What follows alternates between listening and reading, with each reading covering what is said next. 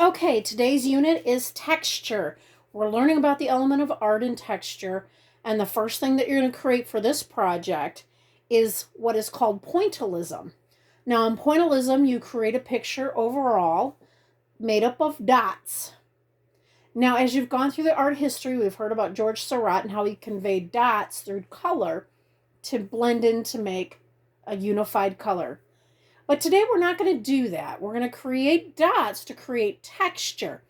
Okay, that's one of the many things. And we're going to use marker to do this. What you're going to do is you are going to draw out either a flower or an animal, an insect, whatever. Make sure that it is approved by me. And you're going to sketch that out with pencil. Does not need to be perfect whatsoever. You're just doing a sketch so that you can follow along.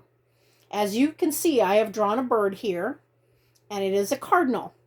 So my colors on the marker scale will be anything from cardinal red to blue to maybe a yellow, orange, and black, and maybe some brown for the tree limb. As you can see, I've already started, and I've done my dots, and I've done this with the marker. So this is what you're going to be doing. And the first thing you're going to do is create small dots.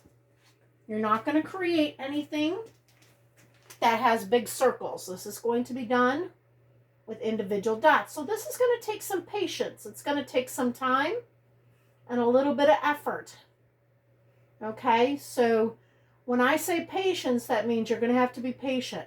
The dots that go closer together are going to be dots that are going to be more dense in their color. In other words, it's going to look more solid.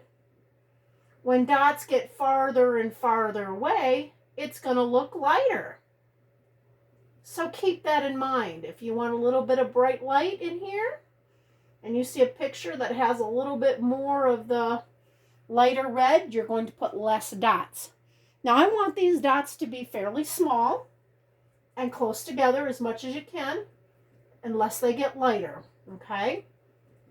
And as you can see, they create a very interesting picture and a very interesting color. Now, if you need to outline something like I've done here with the beak, you are going to do it in dots. Everything in this project is done with dots, okay?